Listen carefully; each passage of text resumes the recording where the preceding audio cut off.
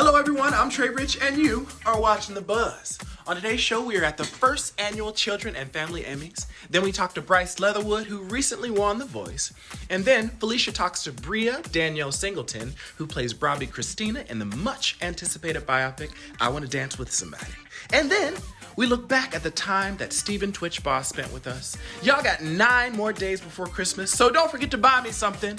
Let's start the show. All right, Gina Rodriguez, and you've just been buzzed.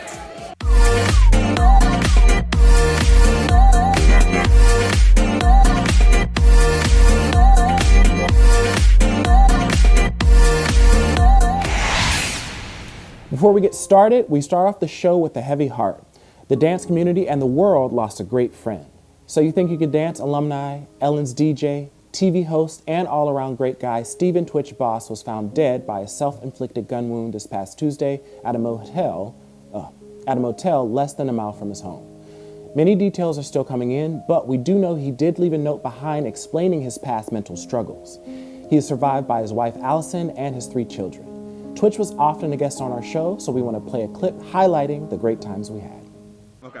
I'm Allison. I'm Twitch. I'm Daddy. Oh, no. Nope, try it again. Nope, nope. Take 3. 3rd time's a charm. I'm Allison.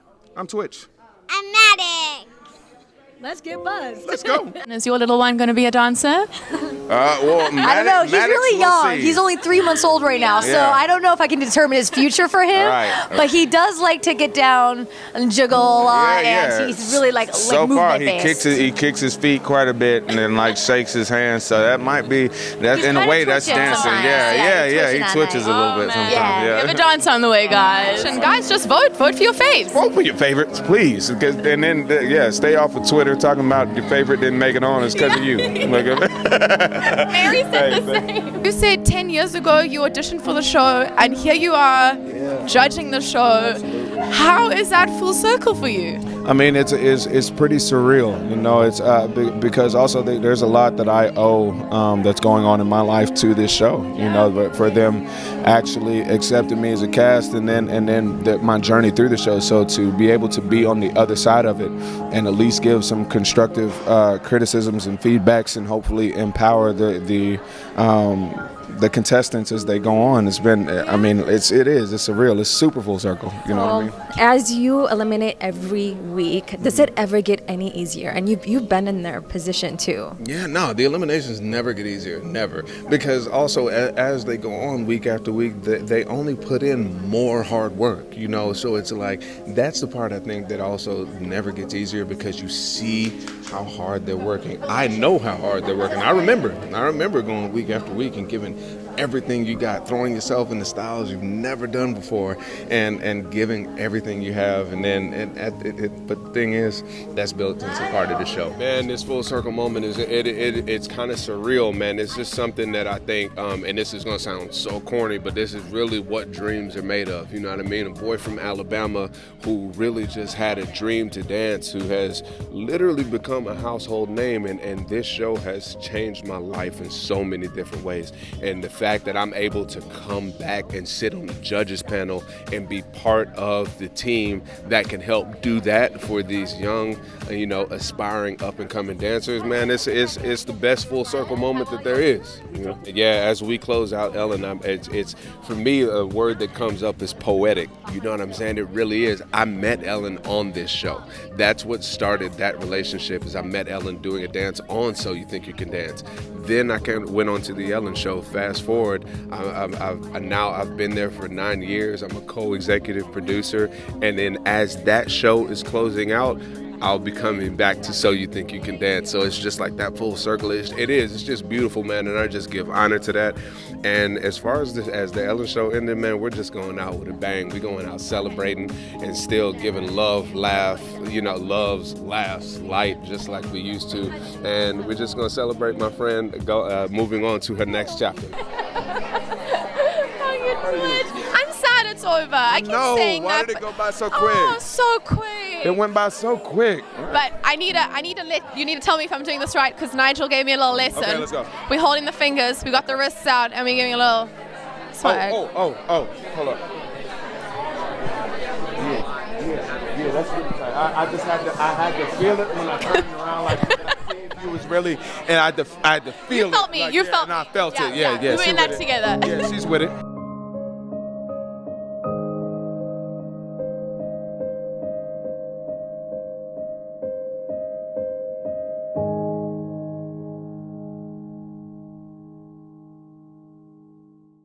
Twitch will truly be missed. First up, we have this season of The Voice winner, Bryce Leatherwood, who less than 24 hours after his win took a break to talk to us about his journey. Let's take a look. In my mind, you're looking at, I was on stage with Bodie and Morgan too, and just incredible artists. And you can never be like, oh, I'm for sure, I'm on everything. Oh yeah, no.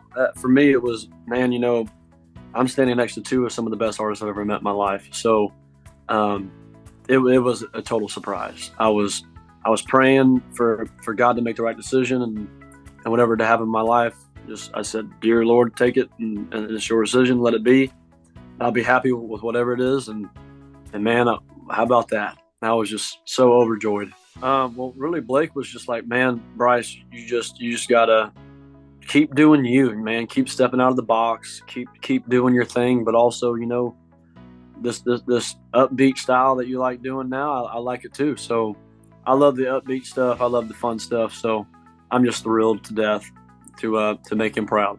Well, from the blind audition, before the blind audition, all I wanted was to get to the blind audition, because there's so many people who are auditioning, and you only hope for the best. So once I got those 3 chairs turned around, I had to go Team Blake, and I knew I knew who I was, and went to the battle rounds, man. And the Dries are incredible. They're incredible people, and I'm going to be riding with them soon. They're so talented, and it was incredible to see them succeed from the benefits of the show, and then to the knockouts, to going against Kate and Jay, and moving forward in that round, and coming to the lives, and then going to the wild card and being the only wild card artist to ever win the show was really cool.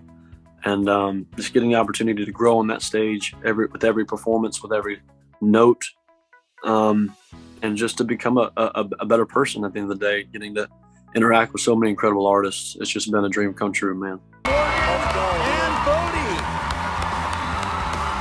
But tonight, it is about Mr. Bryce Leatherwood, winner, season 22 of The Voice for Team Blake.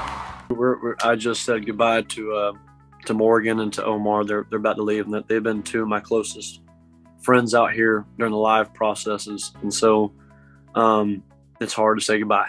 It is, because you live with some of your closest friends for 6 months of your life. So getting to really grow to know some incredible people has been the best part of the show, for sure. The stage is awesome. The lights are awesome. The songs are awesome. The coaches are awesome, but the other artists are what truly makes this place feel like home. And I hope to collaborate with, of course, Morgan. She's very much up my alley when it comes to country music. Collaborate with other artists on the show, and really do some reunion parties and stuff like that to really bring back the fond memories that we've had out here. Just seeing other people so happy for me to win the show, and because man, when Braden and Omar came over there and just tackled me almost, it was so cool. And of course, hugging Morgan and hugging Bodie and them congratulating me was incredible, and just feeling accomplished. I've never won anything that big in my life, so what a moment that was. And it reminded me a lot of my wrestling career when I went to the state championship twice, and I lost, and feeling down, feeling beat up, and getting the chance to actually win this big thing. And it was a dream come true, man. Winning's not everything though, so you got to look at it like that too. But it felt good. But you got to take it and use it in a positive way, and don't get wrapped up in it. You got to use it as a leapfrog to the next step. Hi, my name is Bryce Leatherwood, and you've just been buzzed. After the break, we have Bria Singleton in our studio to talk about playing Bobby Christina in the Whitney Houston biopic, I Want to Dance with Somebody. So don't go anywhere. It's on, listen.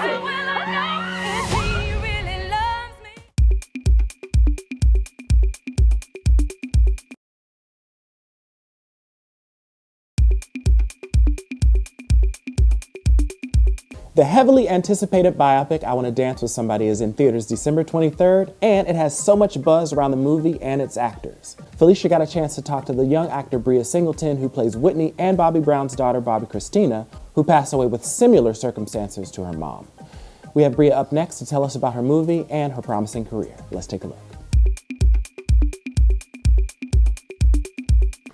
What's up, you guys? I am here with the incredibly talented, up-and-coming rising star right here from California, Miss Bria Danielle Singleton. No relation to John Singleton, yes. But awesome and amazing in the same regard, and a legend in the making, right? Mm-hmm. Okay, right?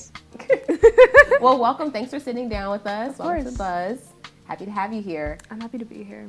I honestly love this vibe. Like I It's keep a vibe. looking around, and I'm just like, this whole my God.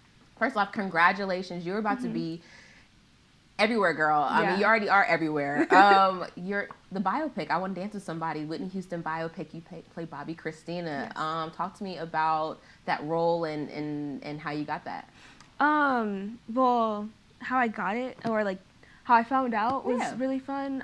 Because my agents called me, and I was like, again, like I was in my room, but I wanted to I was painting my door basically, because I was just like, I need to change this. Like it's bugging me, and I was like, I knew it was like. They told me I'm pinned for it, and I'm just like, it was stressed out, because I'm just like, oh my god, like I needed to distract myself with something, so it was just like that door. I'm gonna do the door, and my mom comes in, and like she's just like, oh yeah, they want to talk to you, and they start playing the song on the thing, like I Want to Dance with Somebody, and it didn't even like process in my mind. I'm just like, what are they doing? And then they're just like, you got the role, and I'm just like, oh my god, like oh my god. And then, like, I woke my sister up from her nap. I know I was just talking about, like, my sleep. You said you're a serious sleeper. Yeah. But I mean, that's big news, though. You're about to be in a huge movie playing, the daughter of a legend, one of the most iconic singers and talents of all time. Mm-hmm. So that's pretty big. I would wake up for that. I think that's a reason to get up. So talk to me about what ages do you play Bobby Christina as? I play her as... 15 and 15, 16. Okay. Mm-hmm. Nice. All right. So I see like your mom came in with you at the beginning. Yes. And you seem like you have a really good relationship. She seems to really support you and really just like kind of be in your corner, understand you. Did you take any of the relationship that you have with your mom and take that over to, you playing Bobby? Because Bobby and Whitney had a very special relationship, very close and very loving. Yeah. Because, like, again, like, Whitney, I felt like she always included Bobby. Like, she didn't, like, leave her, like, at home or, like, went out. No, she always, like, Bobby was backstage. Like, Bobby was next to her. And I think that was, like, really important. And my mom, she, like, I take her everywhere. Like, she by my side, like, all the time. Like, especially, like, my other family, too. Like, my sister, like, she's going to be by my side as well. And I feel like both of our, like, family values are, like, important to keep up. So in this film, obviously this is through all of Whitney Houston's life, which is a ton of music, a ton of highlights.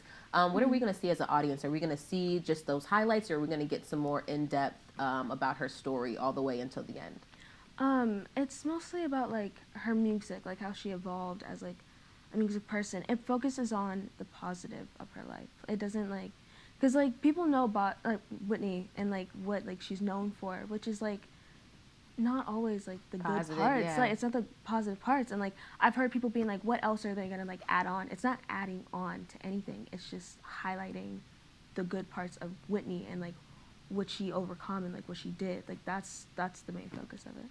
That's amazing. Mm-hmm. So that answered kind of my question about how this biopic is different from others, because there has been more before, but this is standing out because it's focusing on the positive. Yes. So when you read the script, did you get that from that, or did you have any experience? Did you have any Whitney experience or Whitney song that you already liked, or were you a Whitney Houston with your mom? I grew up on she's like one of those like people that was like always in the like, I don't want to say the background, but she was always like around. Yeah. Like I like her music was just always around. Like I would hear it like every other week. I would wake up and like my mom was playing it, like ready to like, clean the whole house. Like she was always just there, and I always knew her story. I always knew her and Bobby's story, and it was just such like an important part of, I feel like everybody, to be honest.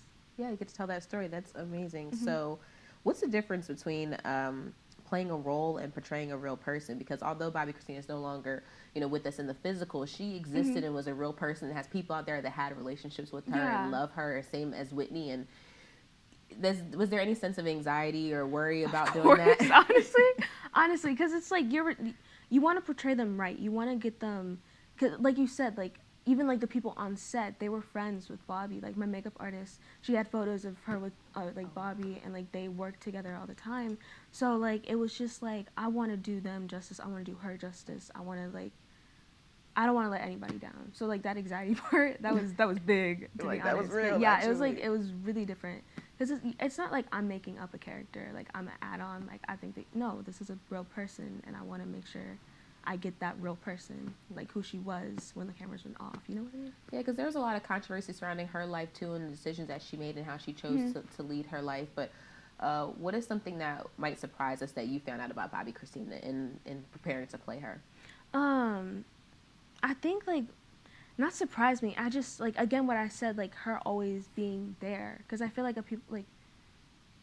people thought she was like off doing other things. No, she was like there. Like she was literally, she's a kid. There's like, a lot of videos of her like on stage, or Whitney like asked her to come up and introduced her to like every crowd. Yeah, like she's like that. Like she's a kid. Like people think like too grown or like something like that. I've seen like a lot of that. People thinking like she wants to like grow up. No, she's literally just like a kid. She wants to do kid things. Like I've seen like videos of her like singing. Yeah. Like I did that. Like open up like a computer and just like having a whole performance. Like she was a person, and I think that's really important to like push. Again, with the positivity about a person and not focusing on like all the negative. So in getting to like meet, like you said, the makeup artist that you met who knew Bobby, were there other people that you got to meet and kind of talk to in preparation to play her and kind of get a better understanding of who she was? Yeah, there was a bunch of crew, I can't remember their names right now, but like there's a bunch of crew that had some type of relationship with them, or like some like have worked together at some point, and I think that was really important, just to have like backstage, just to like share stories and like share moments with like these people. And like I met some of her family members as well, or like members of they were on set. Oh wow. And like while you were shooting, like while you were shooting your scenes. Yeah. And no like, pressure. No pressure. Exactly. So it was just like they brought a piece of her and like shared it, and I think that was like, I like that they did that. I really appreciated that. Like her spirit was like still there and kind of understanding who she was through other people. So talk to me about your co-stars. I mean, you have some, you're like, yes. You got so excited. I love that because it makes me think that, or believe that you had a positive experience. I really did. This is like one of my favorite sets I've worked on. Like Naomi herself, like the moment I've met her, she was just such a sunshine. Like she was literally like, she's so busy already. Like she was like always working, but she like made time to like pull me aside and be like, hey, like if you want to have lunch, or like if you want to talk, you want to go over lines, like just call me, like I'll do it with you. And like that made my your mind like blown that like she was I was just like, oh my god, like she really wants to like help, like because I was just like, she like the fact that she wanted to take time out, and like that made my anxiety go down so much because I was already nervous. But she was just like, I'm here for you, like whatever you need. That made me just like feel so comforted, and it just like, I really appreciate her for that. Okay. So I want to dance with somebody. December 23rd, I guess it's our Christmas gift, right? Yes. Or it's my birthday gift too. Oh, happy birthday. Thank you. Okay, what you, a Capricorn? Yes, I am. Okay, Capricorn season. All right. So someone walks to the theater, or they stream it, however they watch it, they see this movie, and you want them to feel... I want them to feel, it's like a celebration. That's how I feel. Like, that's just the only word I can put it in. I'm going to say celebration. Because it's like, it's the music that like brings it to life. It's Naomi who brings her. Naomi does such a good job. I mean, the trailer was crazy. Yes. Like, Naomi, she's a British actor. And like, I barely heard her use her accent. She used her Whitney voice and like full time. And like, she kept like... 100% stayed in character. Yeah. Like, it was crazy. Because but she like sometimes slip up and like use like slang. Like she'd be like, oh, my flat, or she was like, that's apartment. I'm just like, you got it, girl, you're fine. But like, it was just, celebration. I think that's what it is. Like that's the only word I can describe it as. It's a party. It's like it. Well, I'm here for it, and the music is definitely an amazing soundtrack. So any way to celebrate Whitney, I'm here for it. where can we find you at? Keep up with what you got going on, You can Bria. find me at a lot of places. I keep sorry. I'm sorry. It's Bria Singleton on like everything. So yeah, just like I'm on everything to be honest. But it's Bria Are you Singleton. TikToking? Yes, I am. So you have to do it. You have to do a TikTok challenge for this movie. I You gotta do. come up with something. I do. You got Gen Z on your back. Come on, you gotta bring it home. Yeah. But it's Bria Singleton on everything. Got That's you. my name. Awesome. Well, congratulations, Bria, on everything. You're super talented. I can't wait to see you in more things. Thank you. Be sure to celebrate Bria's birthday by checking out I Want to Dance with Somebody in theaters on December 23rd. As always, I'm Felicia Michelle. Peace.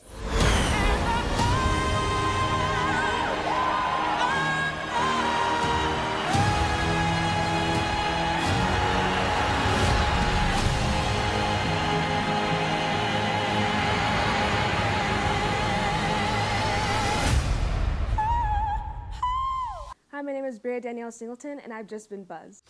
I Want to Dance with Somebody will be in theaters December 23rd, but don't go away, we still have more show to go. We're at the first annual Children and Family Emmy Awards after the break.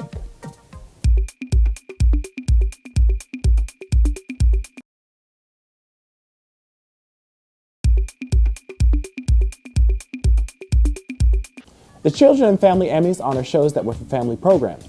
LeVar Burton was honored for the Lifetime Achievement Award for his Reading Rainbow show, Jack McBrayer was the host, and the carpet was full of many young stars and some of our family favorites that were nominated this year.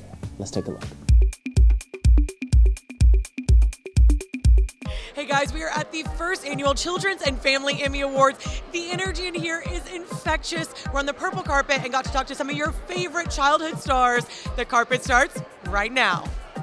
Hi, congratulations on this Lifetime Achievement Award. Thank you so much. This is incredible. It's the first Children's and Family Emmys ever. What does that mean to you to be a part of this monumental experience? Well, you know, I've been in this space for more than a minute, and I never thought that we would have our own ceremony. However, I think this is awesome. I've never backed into my love of children's programming. I've never been ashamed of my commitment to children's programming. It's the most important audience that we address in this business. And I'm really happy that the Academy, the Academy of Television Arts and Sciences has seen fit to, you know, shine some love on this very important area of programming. And Reading Rainbow has been monumental for everything. So what is your most memorable moment working on Reading Rainbow? My most memorable moment of working on Reading Rainbow? You got to be kidding. There's a lot. I grew up watching it. There's a ton. There are a lot. I flew an airplane for an episode of Reading Rainbow, learned how to dive, stood on the precipice of an erupting volcano, Kilauea in Hawaii. 26 years, so many wonderful experiences that have been inspired by books, and that's the whole point of the show, that the world is a place of experience and you only have to look enough to find that which you resonate with. We make these shows with so much love, and we hope that other people love them as much as we do, and so it's really exciting to feel that love, you know, and to be here and see all these incredible people is so special. Absolutely. Tell me about your character that you're nominated for tonight. Yes, so I play Lahela Kamealoha in Doogie Kamealoha, MD. She is a 16-year-old doctor, and so the show just follows my character as she's sort of navigating life and work and family and relationships and friends, and it was a blast. It was a lot of fun. Congratulations on your nomination for an Emmy. You're at the Emmy Awards. Wait, how old are you, Bo? I'm 13. I'm almost 14 though. Okay. Happy early birthday. Thank you. I just turned 13. Okay, I could have only dreamed to be at the Emmys at 13 and 14 years old. And for your own project, tell me about your roles in your show and what you're nominated for. Okay, so our show is about a family that just moved into the Tremont, and at first the oldest brother Griffin, he thinks all of the ghost rumors about their hotel are all fake, but then weird things start happening and he starts to believe it a little more, and then he meets this girl Harper that goes to the school with him, and they start trying to solve the mystery together. Yes, our characters are, I play Zoe. Oh my gosh, I play Wyatt. Sorry, that's her character. Yeah, Zoe and Wyatt. Yeah, Yes, it's a mixed up. we are a dynamic duo in the show. And in real life. Yeah. Yes, We play twins. We play twins. We love solving mysteries. We love ghost hunting. That's what we try to do in the show, and we're a comedic duo. Yeah. Congratulations on being the host of the Emmy. Are you ready? Oh, they've made a terrible mistake.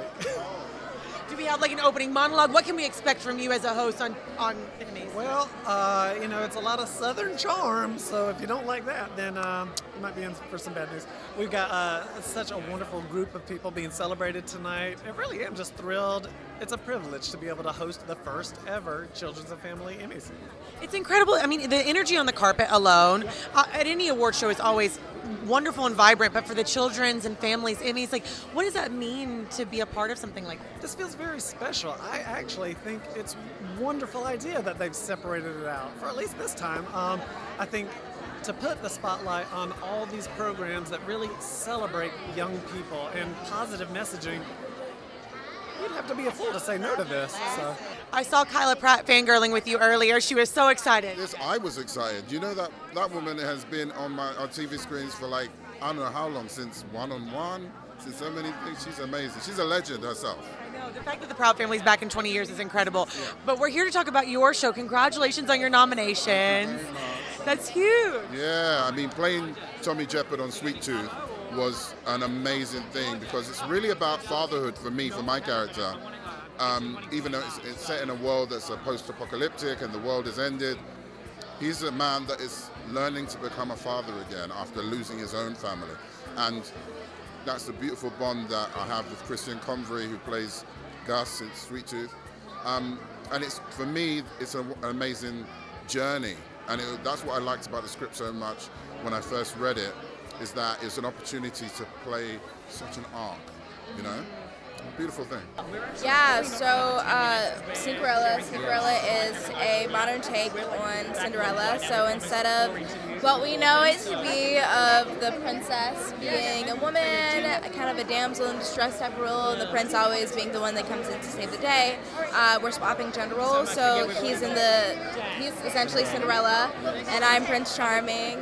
And instead of a glass slipper, we're switching it out for a glass sneaker. So it's a modern take on it. Kira, she's a princess with her own ideas, and she doesn't let any man or any woman, anybody stop her. And she's very determined on accomplishing her dreams and goals. Was it like for you to gender bend a role and something that's so iconic and bring it a whole new spin? It was an awesome challenge. Like she said, we're part of an iconic movie like Cinderella, but we put a cool twist on it, made it modern with the sneaker culture. We have the gender flip where I'm playing Cinderella and she plays my Princess Charming. And I think it's just really cool because in the world we live in, you never know who's going to play the role in your life that brings you up. And my character comes from a lower means, and she sees the potential in me, and that's something that we all crave to see. So I think it's a beautiful movie, beautiful message, and it's great songs. Hi, I'm LeVar Burton, and you have just been buzzed. That's all we have. Special thanks to everyone that stopped by to talk to us at the CFEs, Bryce Leatherwood, NBC, The Voice, and Bria Singleton. Don't forget to like us on Facebook, follow us on Twitter and TikTok, and double tap us on Instagram, all at @buzz_access. Before we go, we're going to leave you with more talent on the CFE carpet. I'm Trey Rich. Love and light to you all. Well, congratulations on nominations and being here. This is a monumental evening tonight. Yes. It's the first ever Children's and Family Emmys. What does that mean for you all for tonight? It's huge. My dentist had to tell me this was monumental. Like, I didn't know. He was like, do you know how big this is for your career? He said, I looked on Google at you, and this is the highlight. And I sat and thought and was like, you're right. Your dentist? Was he doing that while he was working on your teeth and you couldn't respond? They're new. Okay, yes, they do that, don't they? They do that. They say something mean. Yes, and then shove something in your mouth. Yes. For more stories and extended clips, go to thebuzzallaccess.com. I'm Trey Rich, and you've just been buzzed.